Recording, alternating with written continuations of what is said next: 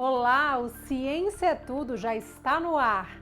Eu sou Priscila Rangel e no episódio de hoje a gente vai saber um pouco mais sobre o monitoramento de ameaças e desastres naturais no Brasil. Uma tarefa que envolve o uso de diversas tecnologias, além da aplicação de conhecimentos em áreas como arqueologia, agricultura e construção civil, por exemplo.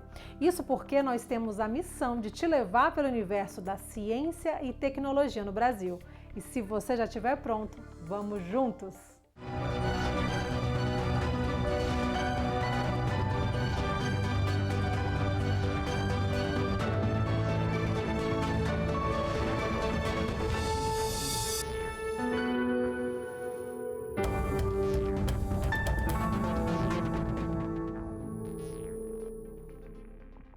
Uma cidade inteira soterrada, abandonada pelos moradores há mais de 1.300 anos, é encontrada sem que haja escavações.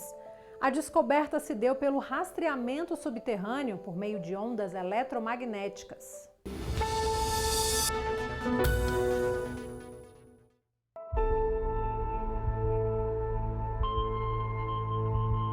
Imagens registradas por um radar de penetração no solo revelam uma cidade romana milenar. A riqueza de detalhes impressiona. É possível reconhecer banheiros, um mercado, templos e até um grande monumento. Sem escavações, pesquisadores belgas e britânicos mapearam a cidade inteira de Falerii Novi. Soterrada a cerca de 50 quilômetros de Roma, na Itália, ela foi ocupada de 241 a.C. até por volta do ano 700 da era cristã. Io ho parlato personalmente con questi archeologi che hanno fatto questa campagna di rilevamento con questi apparecchietti che rilevano praticamente quello che c'è sotto il piano di calpestio, quindi eventuali strade, eventuali reticoli urbani, eventuali vuoti. In pratica tutto questo ci fa capire, ci fa sperare che in futuro Falerii Novi potrebbe essere una nuova Pompei. A recente descoberta arqueológica da antiga cidade, conhecida como Falerii Novi, ou Nova Falérios, se preferirmos chamá-la em português, é extremamente importante para os estudos relacionados ao Império Romano e muito mesmo importante para os estudos relacionados às novas técnicas, às novas metodologias de pesquisa arqueológica no cômputo geral. Assim como Falerii Novi, outras cidades antigas acabaram soterradas e demoraram mais de 1000 anos para serem descobertas.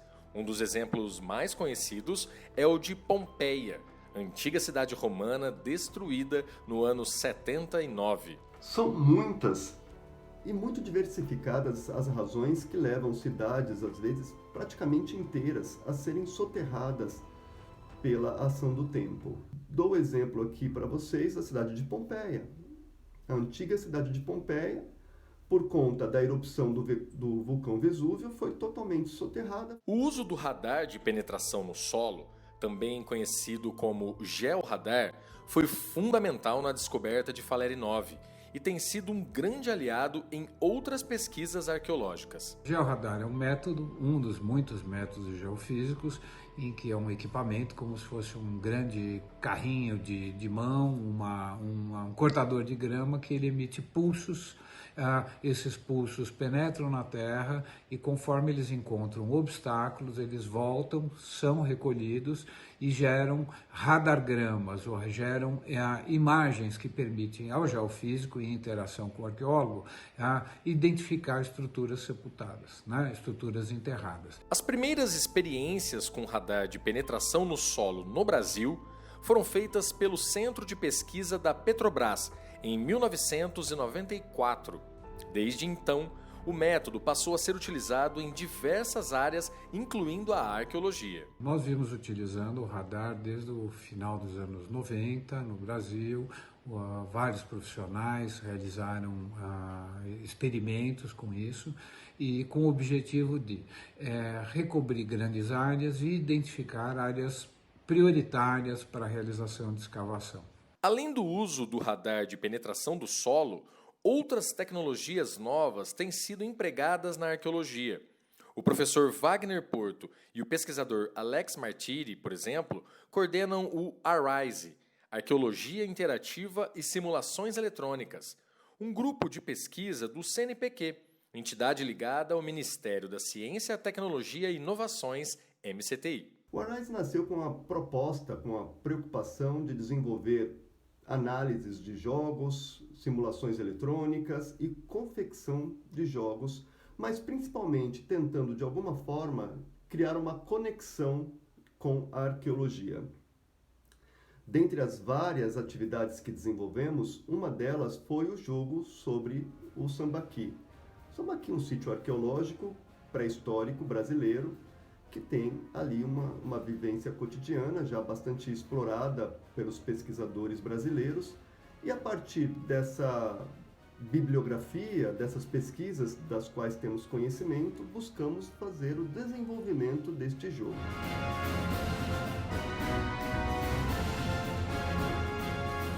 Hoje, as pesquisas arqueológicas utilizando métodos geofísicos estão espalhadas por todo o Brasil, revelando informações significativas sobre nossas origens, permitindo até mesmo a interação com esse passado através de jogos eletrônicos.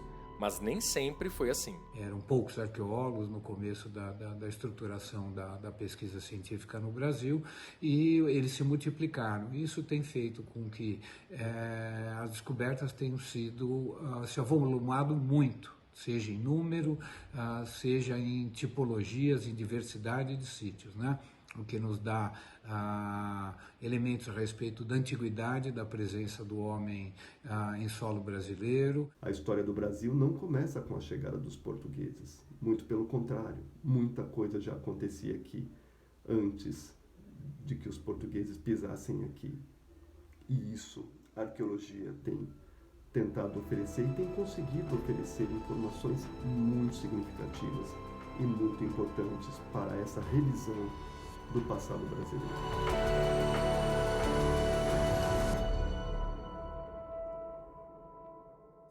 Apesar dos desastres naturais fazerem parte da história da humanidade, saber explicar como se formam alguns fenômenos, como trombas d'água, enxurradas ou movimentos de massa, pode ser um desafio. Mas talvez o Ciência é Tudo possa ajudar nisso.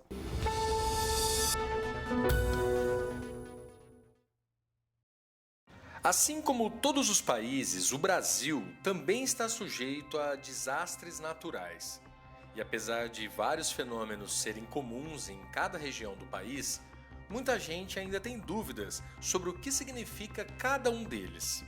Movimento de massa são os movimentos de descida de solos e de rochas, geralmente potencializados pela ação da água. Eles geram os deslizamentos de terra, quedas de barreiras, entre outros acidentes. A enxurrada é o escoamento superficial concentrado e com alta energia, que pode ou não estar associado a um rio.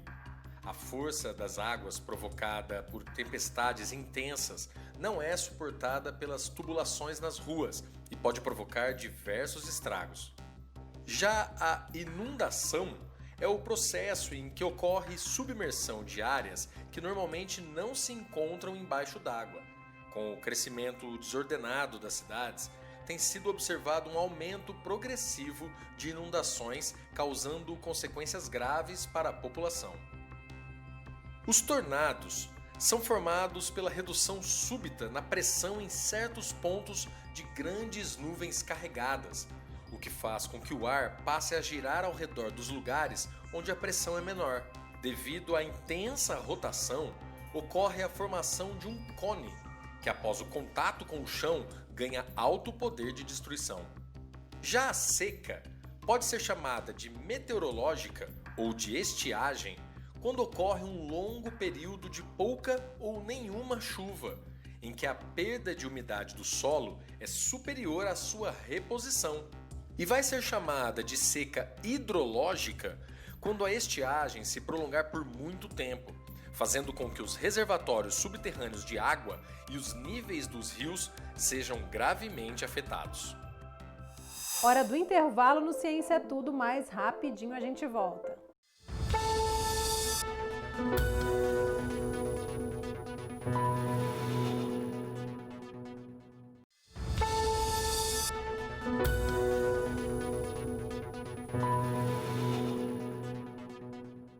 Pesquisas e inovações tecnológicas buscam contribuir para a melhoria de sistemas de alerta antecipado de ameaças naturais.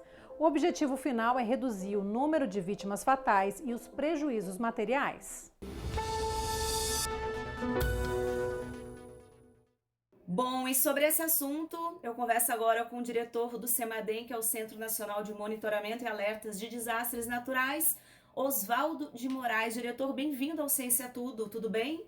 Tudo bem, muito obrigado pela oportunidade. Muito bem. Diretor, para a gente começar, queria que o senhor explicasse para a gente como é que se dá a atuação do CENADEM na prevenção de desastres naturais, como é que tem sido o trabalho aí do centro? Em primeiro lugar, nós temos que entender quais são os desastres que mais causam impactos na sociedade brasileira.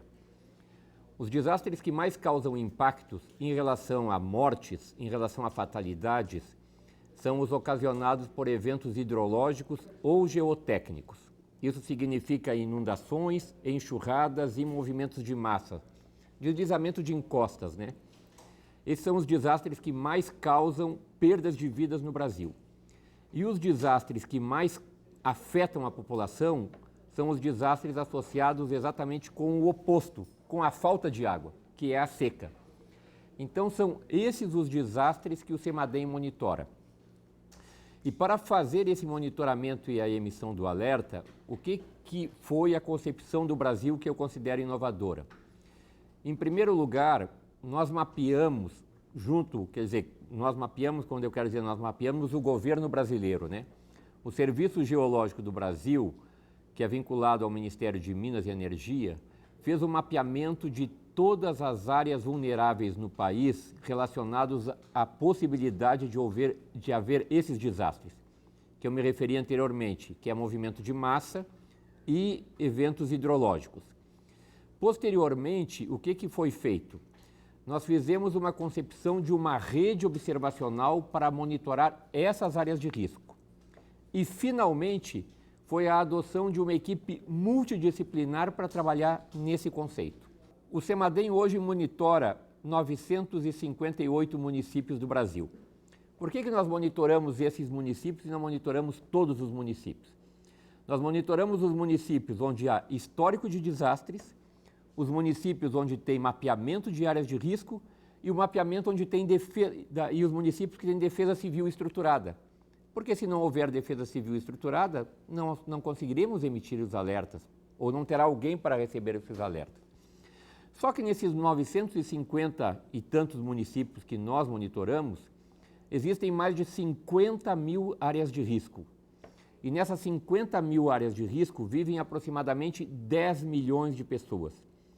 Ou seja, quando nós dizemos de uma maneira genérica que nós monitoramos 958 municípios, nós estamos, na verdade, monitorando mais de 50 mil áreas de risco, onde aproximadamente 5% da população brasileira vive. Diretor, o senhor está falando aí dessa realidade no Brasil. A gente sabe, né, que o processo de urbanização no país, aí, que começou lá na década de 1950, ela se deu, né, sem o devido acompanhamento de políticas de desenvolvimento.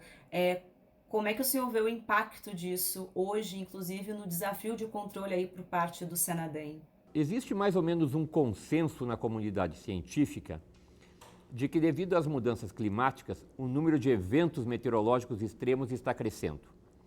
E o número de eventos meteorológicos crescendo, obviamente, a gente espera que o número de desastres associados a esses eventos extremos também aumenta. Só que se nós fizermos uma correlação entre o aumento do número de eventos extremos e o aumento do número de desastres, nós vamos ver que essa conta não bate. Existe alguma outra coisa que está faltando para fechar essa conta. Qual é essa outra parte que está faltando? É exatamente o crescimento desordenado das cidades. Ou seja, o número de pessoas que estão expostas em áreas de risco hoje é bem maior do que era no passado.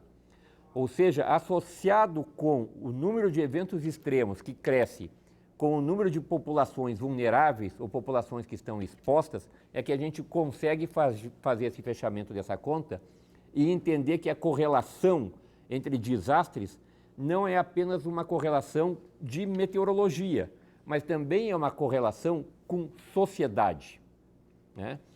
Então eu acho que uma das questões que nós temos que enfrentar e imediatamente é tentar reduzir o número de pessoas expostas aos desastres, porque senão nós vamos sempre estar andando, digamos assim, em cima de uma navalha, de um fio de uma navalha. A gente percebe também, né, que ano após ano, alguns desastres naturais no Brasil, sobretudo decorrente de deslizamento de terra, inundação, eles se repetem, né? Como é que o senhor vê, assim, as políticas para se tentar reverter isso? Porque são muitas questões envolvidas. Existe uma estratégia, um plano a longo prazo? Existe, sim.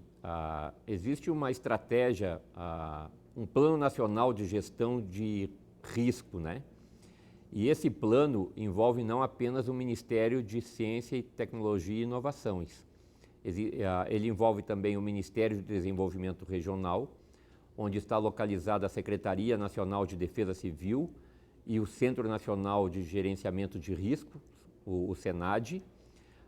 Envolve também o Serviço Geológico do Brasil, envolve também a Agência Nacional de Águas, envolve também o Instituto Nacional de Meteorologia, envolve também o Instituto Nacional de Pesquisas Espaciais, ou seja, há uma articulação entre diversos órgãos do governo federal que tratam exatamente com essa questão de gerenciamento de risco, né? E o gerenciamento de risco, ele não acontece apenas no momento do desastre. O gerenciamento de risco é uma questão muito mais ampla do que propriamente nós fazermos o monitoramento das questões físicas, ou seja, das questões meteorológicas, hidrológicas e geológicas, da capacidade de resposta do governo federal ao desastre, mas também tem um outro componente, que é o componente de educação e percepção do risco, que depende da sociedade propriamente dita. Como que a sociedade está preparada para enfrentar um determinado evento extremo?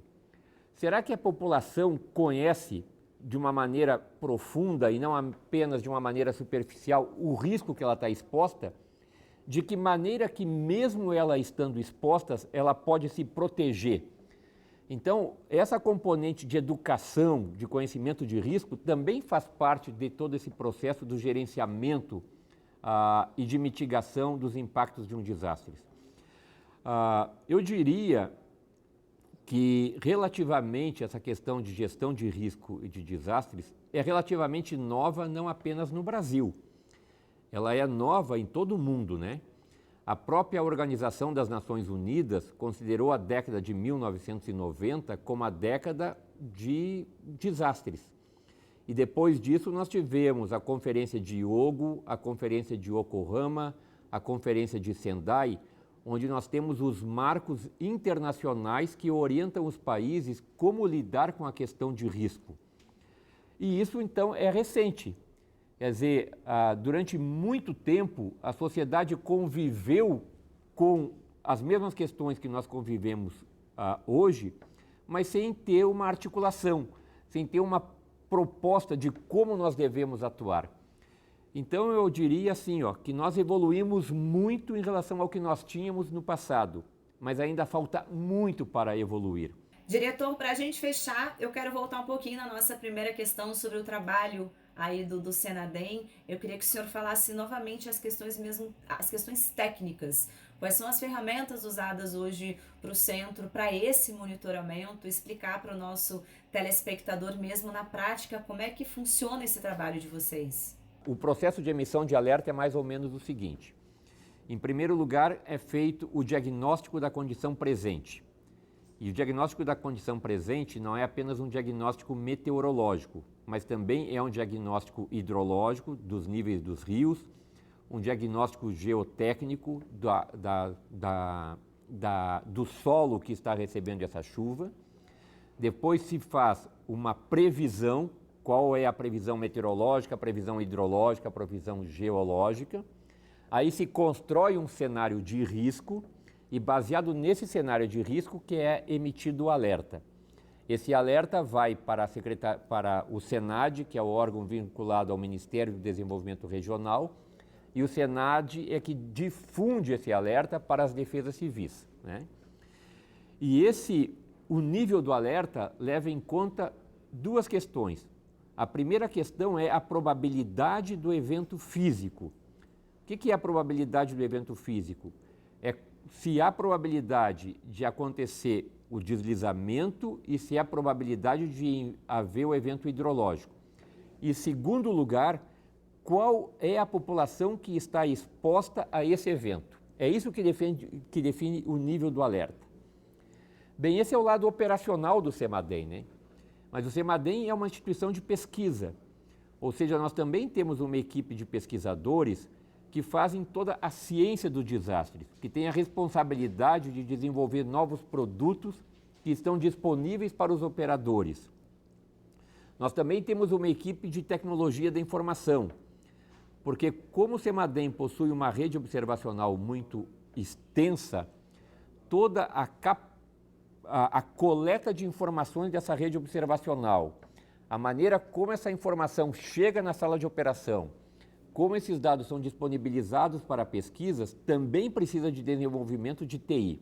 Perfeito. Diretor, quero muito agradecer a sua participação aqui no Ciência Tudo. Conversei com Oswaldo de Moraes, ele que é diretor do Centro Nacional de Monitoramento e Alerta de Desastres Naturais, vinculado ao MCTI, o Ministério da Ciência, Tecnologia e Inovações. Diretor, muito obrigada por essa conversa.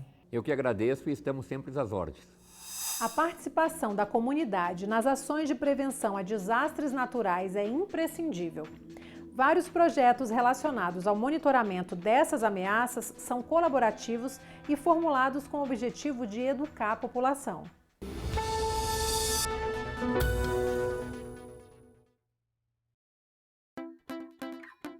O trabalho com a população é fundamental para o Centro Nacional de Monitoramento e Alertas de Desastres Naturais, o CEMADEM, órgão vinculado ao Ministério da Ciência, Tecnologia e Inovações. Em um país com muitas pessoas vivendo em moradias precárias em áreas de risco, a educação ambiental e a conscientização são essenciais para prevenir e diminuir números de vítimas e danos de deslizamentos, inundações e enxurradas. O mesmo tipo de trabalho também é essencial em períodos de secas que podem afetar a produção agrícola e o fornecimento de água. Por isso, o CEMADEM atua em escolas e comunidades para ajudar a construir uma cultura de percepção de riscos. A partir de 2019, o programa CEMADEM Educação tornou-se também parceiro do programa WASH, que é um workshop de aficionados em software e hardware. Logo, integra temáticas de ciência, de tecnologia, matemática, artes e engenharia às demais temáticas do CEMADEM Educação. Assim, o programa CEMADEM Educação envolve, além de escolas, comunidades, defesas civis e outros atores sociais engajados na gestão participativa de intervenções na comunidade, focando a prevenção do risco de desastres. Além das enchentes e dos deslizamentos de encostas, outra preocupação do CEMADEM são as secas que afetam a produção de muitos agricultores familiares no semiárido brasileiro. O programa tem como objetivo garantir condições mínimas de sobrevivência para agricultores familiares dos municípios sistematicamente sujeitos a perdas de safra por razão de seca ou excesso hídrico. Em razão da necessidade de aprimoramento das metodologias de verificação de perdas, o CEMADEM tem concentrado esforços na criação de novas ferramentas e métodos que incluem também o uso de dados agrometeorológicos coletados in situ, especialmente em áreas rurais do semiárido. Em tempos de pandemia, o CEMADEM também atua em um projeto piloto para ajudar na gestão dos impactos do novo coronavírus no município de São José dos Campos, em São Paulo. Entre as várias ações, está desenvolvendo um dashboard com informações georreferenciadas na escala intramunicipal sobre os casos de infectados, número de óbitos, taxa de letalidade, taxa de mortalidade, entre outras informações relevantes para subsidiar a gestão do vírus no município. Adicionalmente, está desenvolvendo um aplicativo para celular que também incluirá as mesmas informações, os quais poderão ser usados tanto pelos tomadores de decisão quanto poderão também ser consultados pela população.